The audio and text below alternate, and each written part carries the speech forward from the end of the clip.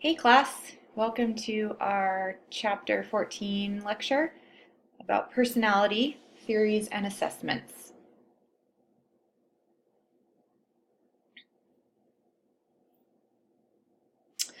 So the first thing, as usual in our chapters, first thing to do is to define personality. So personality can be defined as a distinctive pattern of behavior, emotions, and thoughts that characterize an individual's adaptations to his or her life. Interestingly enough, there's not actually a general consensus on a formal definition by personality psychologists. So one more sort of scientific definition is psychological invariance that distinctively characterizes an individual and that underlies the variations in the thoughts, feelings, and actions that occur across contexts and over time. A key aspect of all definitions of personality is the emphasis on the individual. And personality psychology, then, is the study of individuals, their distinctive characteristics and traits, and the manner in which they integrate all aspects of their functioning as they adapt to their environments.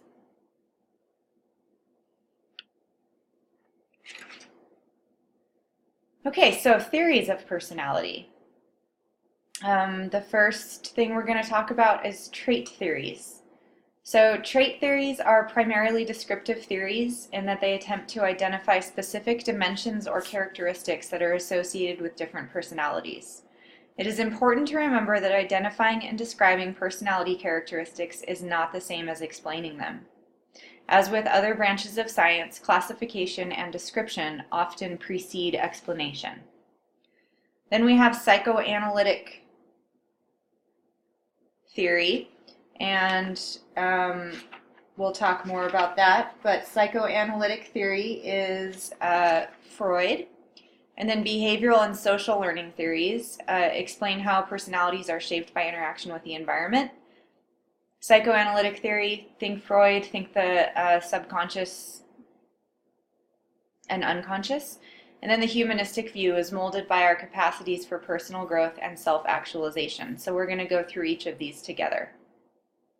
Okay, so first, trait theories. There's a couple different approaches to trait theories. So first of all, just thinking about trait theories, some questions to think about. So how do trait theorists determine what traits are relevant in describing personality? So a few different approaches have been used for this. The first is the idiographic approach, and this defines traits of personality by studying individuals in depth and focusing on the distinctive qualities of the personalities. This is most associated with Gordon Allport. And according to Allport, traits are both enduring and broad in scope, and so they act to unify a person's responses to a variety of stimulus situations.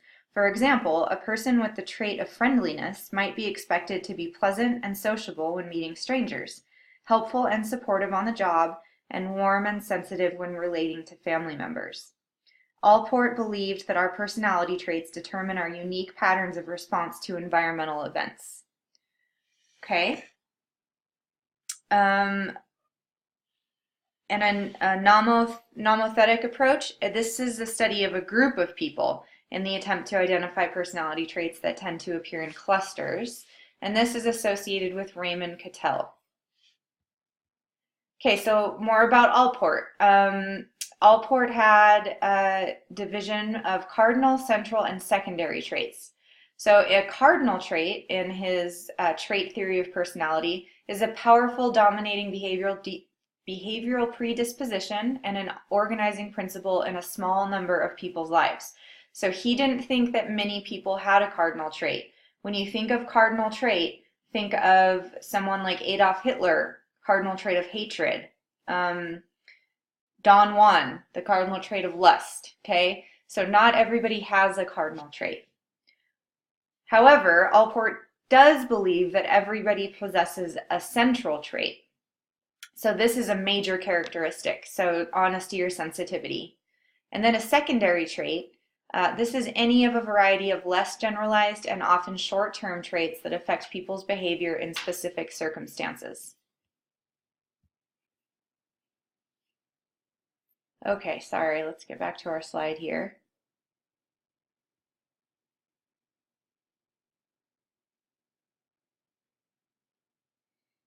Here we go.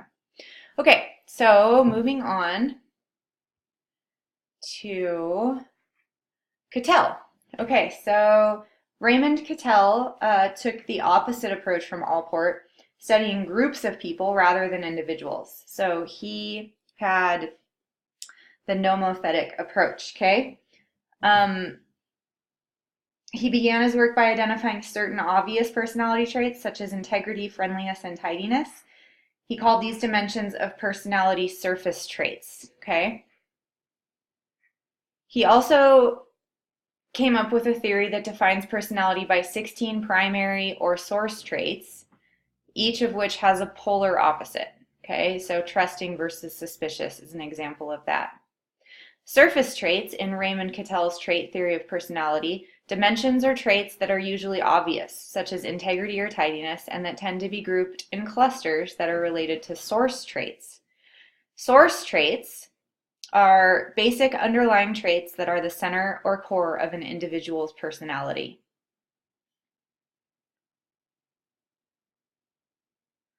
So here is a diagram on page 550 of your textbook, and this is Raymond Cattell's 16 personality profiles, okay? So here they all are. You can go ahead and read through those. Okay, five-factor model of personality is perhaps the most widely adopted trait theory. This was originally proposed by Norman. So according to the five-factor model of personality, 5 basic dimensions can define personality: neuroticism, extroversion, openness to experience, agreeableness, and conscientiousness. And you can remember this by this sweet little abbreviation here, OCEAN.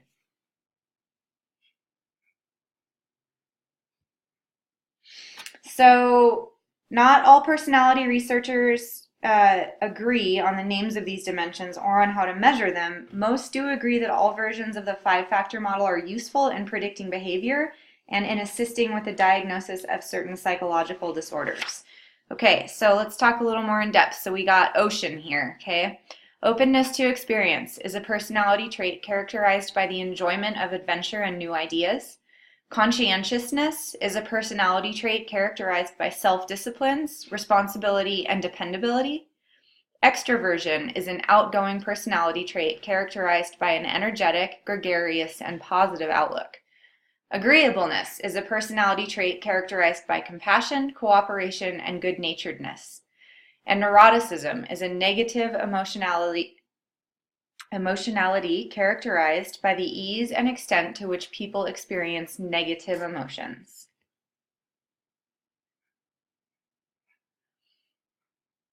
So this table 14.2, here is an example of 10 personality traits used to assess the five-factor model of personality.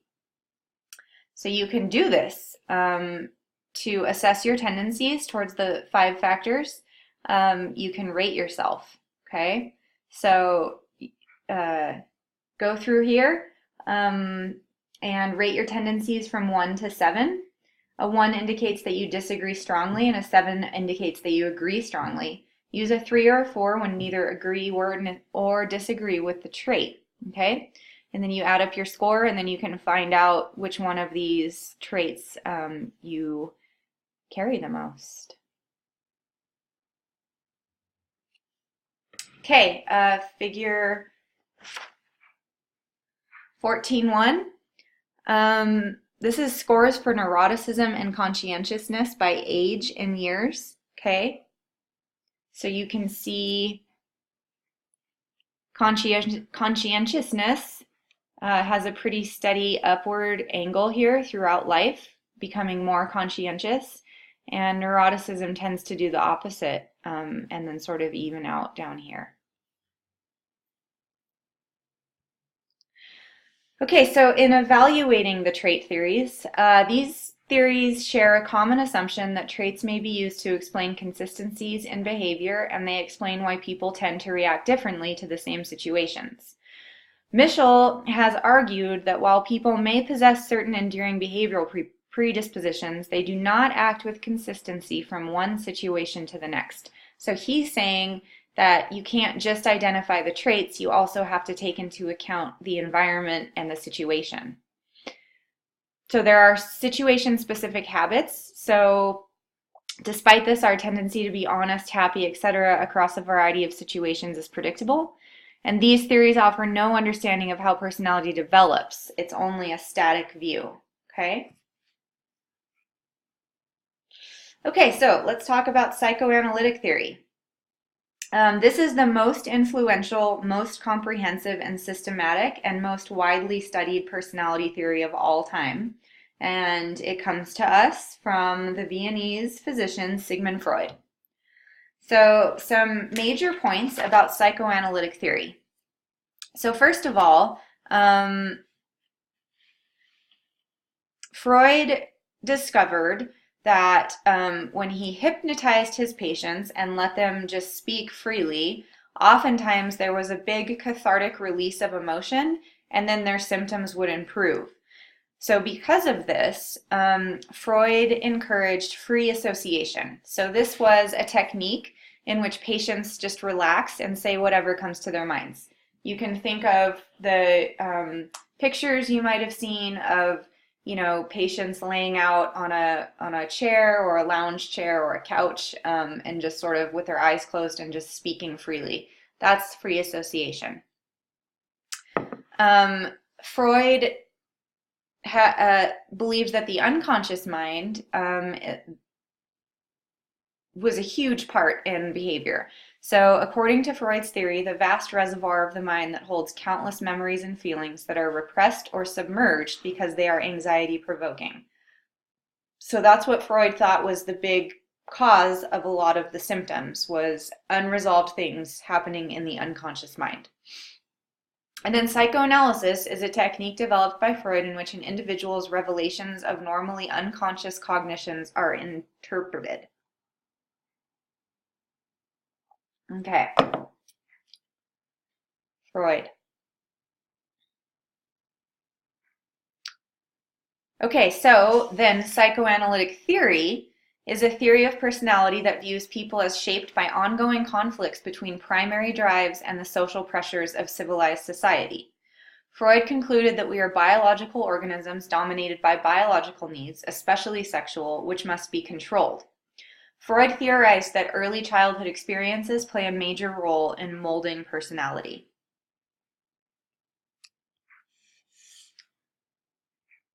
So, in Freud's theory, the structure of personality is set up between the id, the ego, and the superego. Okay, so in Freud's psychoanalytic theory, the id is the biological component of personality consisting of life instinct and death instinct. Okay, these are basic impulses. Sex and aggression, seeks immediate gratification regardless of consequences, impervious to reason and logic, immediate, irrational, and impulsive. That's the id, okay? The id is fueled primarily by the form of energy called the libido, and this is, in Freud's theory, this is what's motivating the id, okay? The libido operates according to the pleasure principle, and this is the thing that's seeking the immediate gratification of all instinctive drives, regardless of reason, logic, or the possible impact of behaviors, okay? Here we go. Here's table 14.3 on page 555 of your textbook. Goes through these different structures. So we just talked about the id. Then we have the ego. This is predominantly conscious, the id is unconscious, and the ego is the executive mediating between id impulses and superego inhibitions. So think of the ego as mediating that desire for pleasure and impulsive gratification and all of those things. The ego is moderating those impulses with the superego, which is both conscious and unconscious, and holds the ideals and morals, striving for perfection, observes, dictates, criticizes, and prohibits, okay? So these two are pretty opposite, and then in the center you have the ego trying to sort all of this out. Okay, so primary process thinking, according to Freud, is wish-fulfilling mental energy used by the id to just discharge tension. And the ego, like we just talked about, is the component of personality that acts as an intermediary between the instinctual demands of the id and the reality of the real world. And the ego operates according to the reality principle. This is the tendency to behave in ways that are consistent with reality. The reality principle governs the ego. Then we have the superego, which is the third system of personality and consists of an individual's conscience as well as the ego ideals, the shoulds of behavior. Okay? So this is a composite of the moral values and standards of parents and society that we incorporate into our personalities as we develop. While the id is driven to seek pleasure and the ego to test reality, the superego is concerned with striving for perfection. The superego makes the task of the ego much harder by forcing it to consider not just what is real, but also what is right. Okay, so here is Freud's personality structure. An iceberg is the representation of Freud's personality structures. According to Freud, the mind operated mostly beneath the surface of conscious awareness. The id operated completely below conscious awareness, while the ego and superego operated both above and below conscious awareness, like an iceberg, okay? So as you can see, Freud believed that the things that were going on in the unconscious were much greater than what's happening in the conscious mind, okay? And so in order to get to talk about personality development as well as to work through issues with patients, it was really important to address all of these things that were happening in the unconscious. Okay, so anxiety and defense mechanisms. So anxiety is a kind of free-floating fear with no easily identifiable source, okay? And since its source is abstract, a person with anxiety cannot act to eliminate the cause, which is why anxiety can be such a devastating emotion. Freud maintained that anxiety stems primarily from an unconscious fear that our id will cause us to do something that will result in punishment or guilt, okay? Then we have a defense mechanism. So when the ego is not able to relieve the anxiety through rational problem-solving methods, Freud suggested that it resorts to certain less rational maneuvers, and these are defense mechanisms, okay? So this is an unconscious maneuver that shields the ego from anxiety by denying or distorting reality. All defense mechanisms share two characteristics. They protect the ego from anxiety by denying or distorting reality, and they operate unconsciously so that we are not aware a distortion of reality has taken place, okay? Defense mechanisms are not subject to the normal checks and balances of rational conscious reasoning. People often assume that using a defense mechanism is a sign of weakness or of a disturbed personality. But according to Freud, all of us, well-adjusted and otherwise, use the common defense mechanisms in our everyday lives, okay? So here we go. Here's a diagram of what the defense mechanism is doing. As you can see, it's just creating a shield from reality to shield the ego from the reality, okay? So, defense mechanisms. First, repression. In psychoanalytic theory, the defense mechanism by which ideas, feelings, or memories that are too painful to deal with on a conscious level are banished to the unconscious. Okay? So an example would be holding back anger toward a parent, employer, or teacher. Because these feelings are, considered to be unacceptable and therefore could get you in trouble and cause anxiety, you might repress these feelings, okay? Then we have rationalization. This is a defense mechanism in which an individual substitutes self-justifying excuses or explanations for the real reason for the behavior. Examples are overeating, smoking, not studying, poor grades, okay? We rationalize bad behaviors by saying things such as, I was too nervous, or I enjoy it, or we all die of something anyway. And then maybe you didn't get your homework done. Maybe, you didn't get that test taken. So you can rationalize it by saying there were just too many things happening all at once. Or I've been doing really well this semester. I deserved a break, right?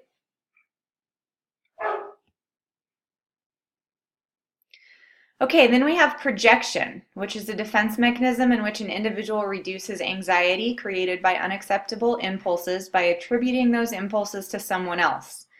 An example would be a man blaming an extramarital affair on the woman leading me on, right? So it's not my fault, it's her fault. She's the one that was flirting with me. And then we have displacement. This is a defense mechanism in which a person diverts his or her impulse-driven behavior from a primary target to secondary targets that will arouse less anxiety. So this is like a cycle, okay? Like a boss yells at a father. The father goes home and takes it out on his wife, and then the wife takes it out on their children.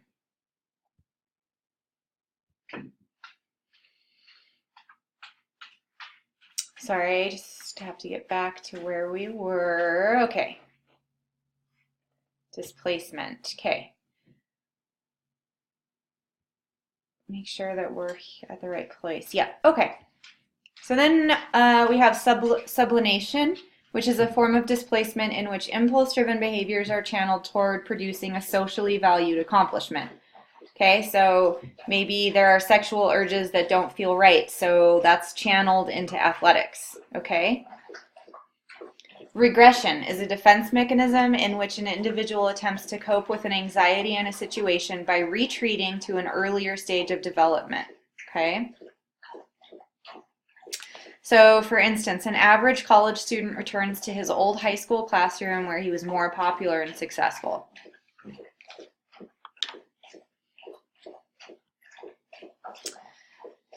And then we have reaction formation. This is a defense mechanism in which the ego unconsciously replaces unacceptable impulses with their opposites. So a person with a barely controllable fascination for obscene films may become involved in an obscenity fighting group, okay? So because this person is sort of, shocked and horrified by their own personal impulses, they go to the opposite extreme to try to make themselves feel better about the impulse that they're having. Freud's view of personality development. Okay, at the time, so important to remember that at the time Freud is formulating his theory, it was traditional to view childhood as a period when sexuality remains unexpressed. Freud challenged this thinking, asserting that a child is very aware of the sexual pleasure inherent in body stimulation. His concept of this sexual urge was quite broad, dealing with several different parts of the body, called erogenous zones, that play key roles in the arousal and gratification of the sexual drive. So, psychosexual development is, in Freud's perspective, stages of development in which the focus of sexual gratification shifts from one body site to another. Okay, so the first is the oral stage. According to Freud, the first stage of psychosexual development that spans from birth through 12 to 18 months, during which the lips and mouth are the primary erogenous zone. Okay, so think of a baby. The id's pleasure-seeking energies find an outlet in sucking, chewing, and biting, okay? So babies suck not just because they are hungry, but also they find such activity to be sensually pleasurable. The next stage, the zone shifts to the anal stage. This is the period between about 12 months and 3 years, okay? And this shift coincides with the neurological development of the anal sphincter muscles, and it marks the beginning of the anal stage. So Freud believed that the nature of toilet training during this stage could have serious ramifications for later adult personality. Okay, the third phase is the phallic stage. According to Freud, the third phase of psychosexual development, spanning age 3 through age 5 or 6, during which the focus of sexual gratification is genital stimulation. At this same time that this is happening, the so-called family romance may emerge, in which a child feels a sexual attraction to the parent of the opposite sex and experiences jealousy of the same-sex parent. So an Oedipus complex is Freud's theory that the attraction a male child feels towards his mother and jealousy towards his father. And then the opposite is the Electra complex, the female counterpart, okay? So this is the Oedipus complex is the attraction a male child feels. The Electra complex is the attraction that a female child chooses. And what Freud believed was because of the jealousy that develops for the opposite sex parent, this is what brings the same sex parent and child closer together. Okay, then we have the latency period. This is the fourth stage, and this extends from about age 5 to puberty, and this is when sexual drives remain unrepressed or latent. And finally, the last stage is the genital stage. This is beginning with puberty, and during this time, sexual feelings that were dormant during the latency stage reemerge. And fixation, Freud believed that arrested development in any one of these stages that results from exposure to either too little or too much gratification, and can influence adult personality. So according to Freud, for example, children thwarted from experiencing oral stimulation, sucking, biting, eating, may be inclined to eat excessively or smoke as adults. Frustration during the oral stage might also lead to a later lack of trust of others or to certain aggressive oral behaviors such as verbal hostility. Freud never did explain clearly the precise mechanism whereby fixation occurs, and few of these predictions stemming from this concept have been supported by research. Okay, here's this table 14.4 shows you each stage. It's on page 561, and it's just a table of those stages of psychosexual development according to Freud. Okay, so in evaluating Freud's psychoanalytic theory, there's some big issues, right? We're unable to test Freud's theories empirically. We're unable to define Freud's theories operationally. No clear predictions about behavior. The sample size was based on a small number of troubled female patients from middle and upper class Austrian households, and this was at a time when there was a lot of sexual repression of women. This was a sexually repressed Victorian society where women were not allowed to express themselves sexually and were not meant to enjoy sex. There's also a tendency to emphasize the negative and irrational components, emphasize sex too much, and focused on early experiences, not throughout the lifespan. All these criticisms are valid, and from a contemporary perspective, it is relatively easy to recognize the shortcomings here. We must keep in mind that Freud developed his theory in a virtual vacuum of data about human development, thinking, emotions, and social behavior. So from this perspective, it's pretty remarkable that several of his theoretical perspectives continue to be supported by mainstream psychology today. We have Freud to thank for the concept of the unconscious.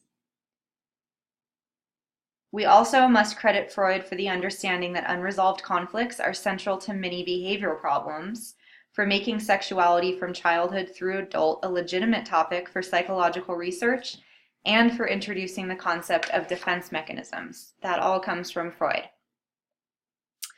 So other psychodynamic theorists are the Neo-Freudians, okay? These are psychologists who are in general agreement with Freud's basic interpretation of the structure of personality, his focus on the unconscious, and his emphasis on childhood experience, but dissented regarding other aspects of Freud's theory, such as his emphasis on aggressive impulses and unconscious sexual conflicts. So these Neo-Freudians include Carl Jung, Alfred Adler, and Karen Horney. So Carl Jung broke away from Freud and became an outspoken critic who objected to Freud's overemphasis on sexual motivation. In Carl Jung's theory, we have the personal unconscious. This is the part of the unconscious that is akin to Freud's concept of a reservoir of all repressed thoughts and feelings. And then there's also a collective unconscious. This is a kind of universal memory bank that contains all the ancestral memories, images, symbols, and ideas that humans have accumulated throughout their involvement.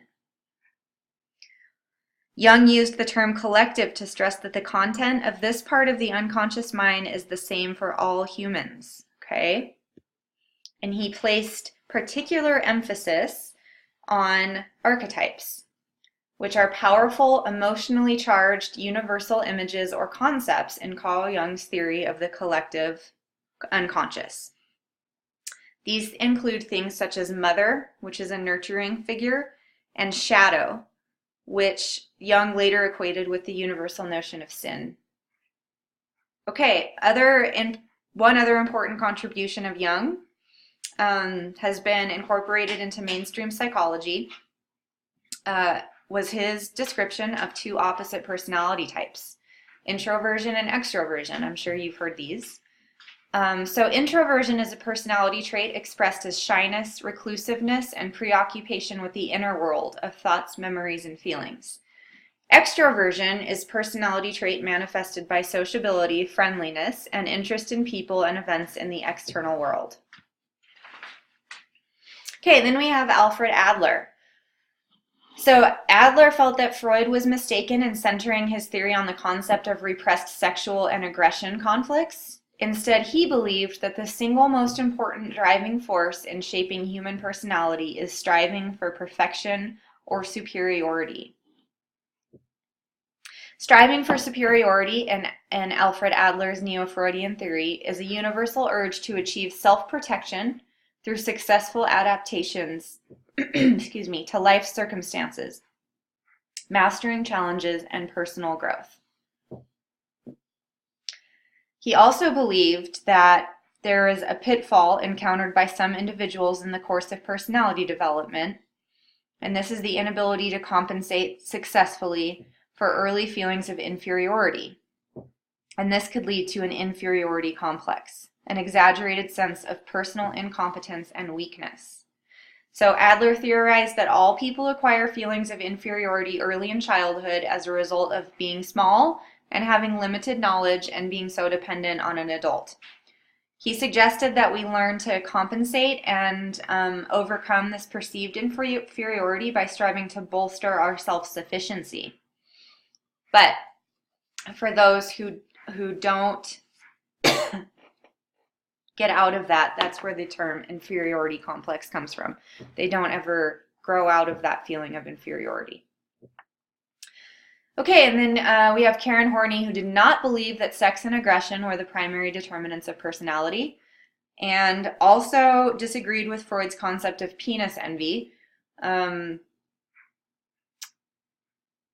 So Freud believed that all women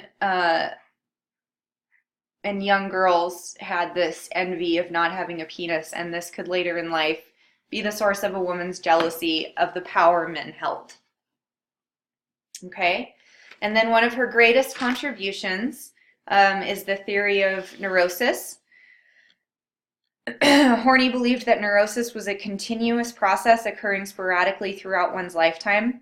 Her theory had held that there were 10 neurotic needs that must be balanced for a successful life. A neurotic person would overemphasize several of these needs and become consumed by their fulfillment. Here, excuse me, on page 566 is a table of Horney's 10 neurotic needs. Okay, so you can see the need and the description in neuroses, okay?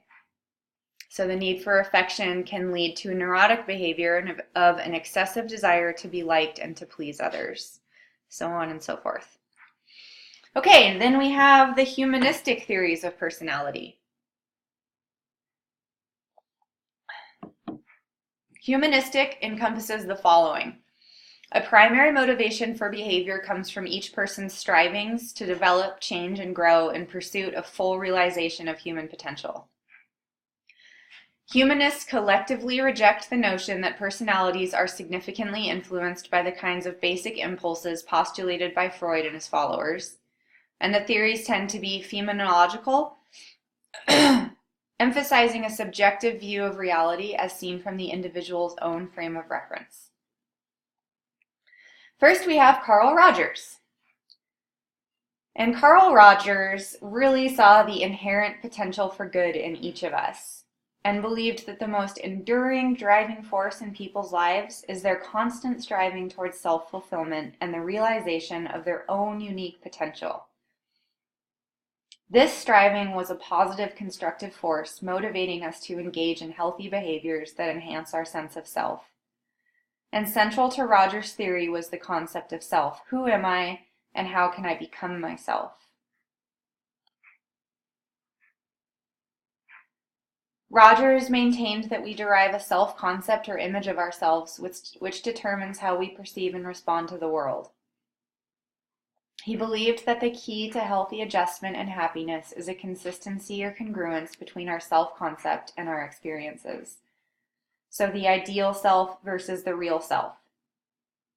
So the ideal self is what we would like to be, and the real self is our perceptions of ourselves as we really are.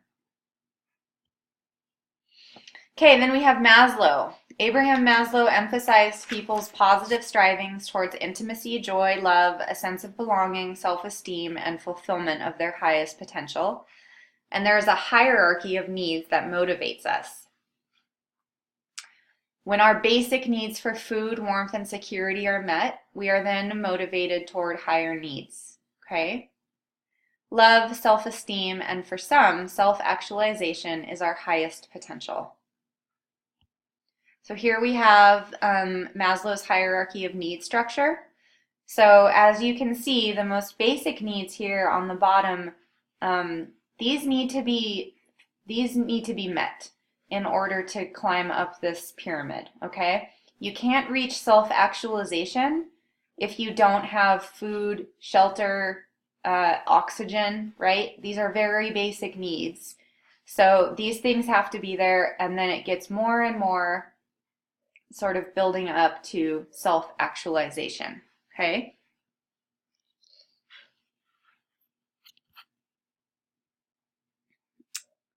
Go back here for just a second. So according to Maslow, these are the characteristics of a self-actualized person. Is accepting of self and others, takes a realistic, non-fanciful view of life, is inclined to appreciate people and new ideas and is not inclined to view them in a stereotypical fashion, enjoys intimate and loving relationships with a few people, has a lively sense of humor, is disinclined to go along with tradition just for the sake of conformity, shows the ability to expand and improve the environment rather than merely adjust to it, is creative, has democratic views, is problem-centered rather than self-centered, is independent and able to function without being hindered by the opinions of others, is open and spontaneous, is inclined to seek privacy and is content spending time alone, feels a strong identification with the plight of all humans, has the ability to separate means from ends, and has a history of peak experiences, moments of profound intellectual insight or intense appreciation of music or art. So in evaluating humanistic theories, they can be vague or subjective in nature of humanistic concepts. These theories are based on subjective, non-verifiable observations of people in clinical or natural settings. Rogers' concept of self and Maslow's self-actualization defy objective operational definitions. Critics claim that the concepts are too nebulous and do not add to our ability to explain behavior. focus closely on the individual and the role of the self, and have ignored the impact of environmental and biological factors. So then we have the behavioral perspective. So behaviorists maintain that they are merely products of external environmental forces in the form of reinforcement contingencies. So we have B.F. Skinner, who says that behavior can be explained by noting the contingencies of reinforcement that have been associated with it. Our personalities are the sum total of our overt and covert responses to the world around us. We are unique individuals because no two people share identical reinforcement histories, and conditioning is responsible for the development of personality. Then we have the social learning perspective. Social learning theorists believe that external events are important determinants of personality. So they agree with Skinner on that, but they part company with Skinner and other behaviorists on the issue of cognitive processes. So whereas Skinner asserts that internal cognitive processes such as thinking, perceiving, and feeling are not causes of behavior and personality, social learning theorists emphasize our cognitive interpretations of external events to fit our memories, beliefs, and expectations. So also influences the cognitive process to mold the personality by mediating between external environmental events and behavior. Stresses the role of our thoughts, perceptions, and feelings in acquiring and maintaining our behavior patterns, and focuses on the interaction between cognition and environment in shaping personality. Okay, so B.F. Skinner's thinking all environment, right? And social learning perspective is saying, yes, but there's also some internal cognition happening, and you have to bring these two together, and that's what forms personality.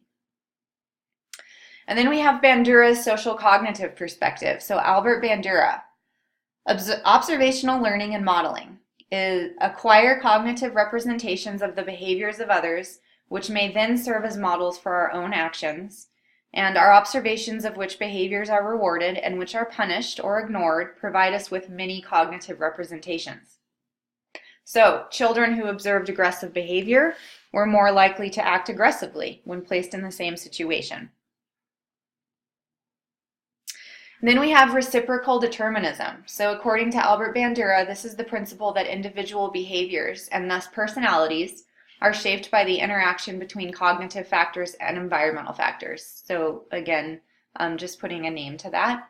And then we have self-efficacy. This is an individual's belief that he or she can perform adequately and deal effectively with a particular situation. Okay, in evaluating behavioral and social learning theories, obviously there's an emphasis on rigorous experimental research and testing personality theory, have fostered a climate of empirical science that is sorely lacking in many other areas of personality theory, have provided important insights into why behavior may change from situation to situation and why certain enduring aspects of personality may not be so enduring after all, and have been criticized from a psychoanalytic and humanistic psychologists, as well as those who subscribe to a genetic stance. As you can imagine, psychoanalytic and humanistic is very opposite to the behavior and social learning. Okay, so let's talk about the assessment of personality. So personality assessment is the measurement or assessment of personality. Pretty obvious, right? And then we have some different types of assessments. So the first is behavioral observation. This is behavior assessment method that involves observing individuals' behavior as they interact with their environment.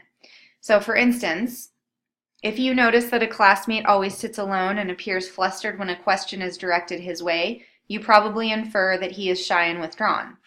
Similarly, if a roommate always remembers to deliver phone messages and cleans up after herself, you may conclude that she's a responsible person, okay?